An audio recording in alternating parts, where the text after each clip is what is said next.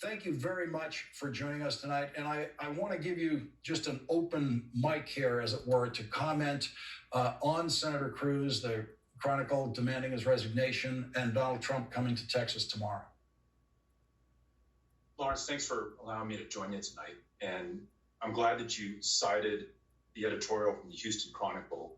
There was also the San Antonio Express News in a very strongly worded editorial that also called for Senator Cruz's resignation. And as you have seen from some of his colleagues in the Senate, there's also a growing effort there to potentially expel him, all of which I think is the right course for us to take. Because if there is not accountability, if there are not consequences, if there's not justice for someone who was willing to sacrifice our democracy on the altar of his own political ambition, then mark my words, this is going to happen again. And a future effort will be successful, an effort to overturn the legitimately, lawfully, democratically decided election for president or any office in our country. And so not only must Donald Trump face consequences, either resign or be impeached, and there must be a vote on impeachment. Every Democrat, every Republican has to be on the record for that.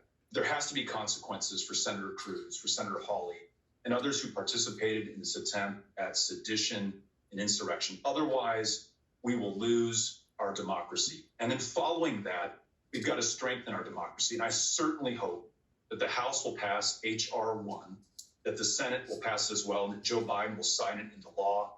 This is going to help strengthen our democracy, help to ensure that we have greater registration, participation, ethics and campaign finance, and that we hold accountable those in positions of public trust so they cannot abuse their oaths of office.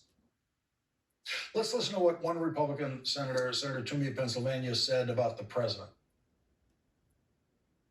I think the best way for our country, Chuck, is for the president to resign and go away as soon as possible. I actually do believe that the president has disqualified himself. I don't think he's a viable candidate for office ever again.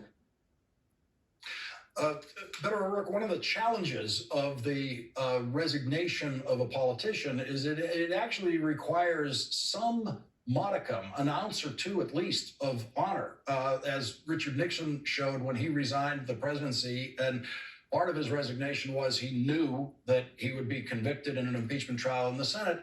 But another element of it, might be a very small element, was he didn't want to put the country through that. Where is the decency in Ted Cruz that would guide him toward resignation?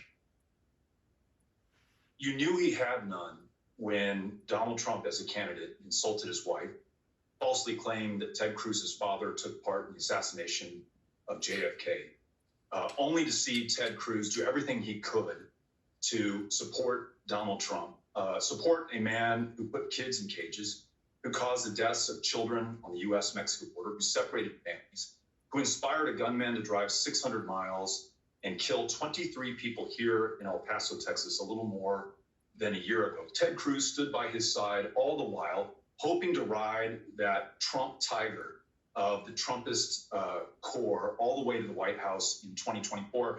And I'm certain that that's what motivated him on the floor of the Senate on Wednesday to try to overturn this election. And he did so cynically, I think, hoping perhaps, or knowing that his effort would be unsuccessful, but that he could claim credit with the Trump crowd to be able to do that. And again, if we fail to ensure consequences for that, we become complicit in these crimes. And this hole that they've blown open in our democracy, they'll walk right through it in a future election, maybe as soon as 2024. Lawrence, it's not enough that Joe Biden's about to be sworn in on the 20th, as grateful as I am for that fact. This coup is rolling right now in real time, and it is not over. And the people of Texas are in harm's way when the president of the United States comes here, and he's sure to rile up his supporters to bring danger to the Rio Grande Valley, a part of our country that has seen so much death due to COVID, this president's failure in leadership, the horrors of family separation, and the inhumane treatment of immigrants and asylum seekers. To add all of that up, and then this insult of the president in his last days coming here, he absolutely should not come here. And we should do everything in our power to make sure that his visit is as brief as possible and as safe as possible for the people of the Rio Grande Valley who've already gone through way too much here. Beto O'Rouke, thank you very much for joining us tonight. We really appreciate it. Thank you.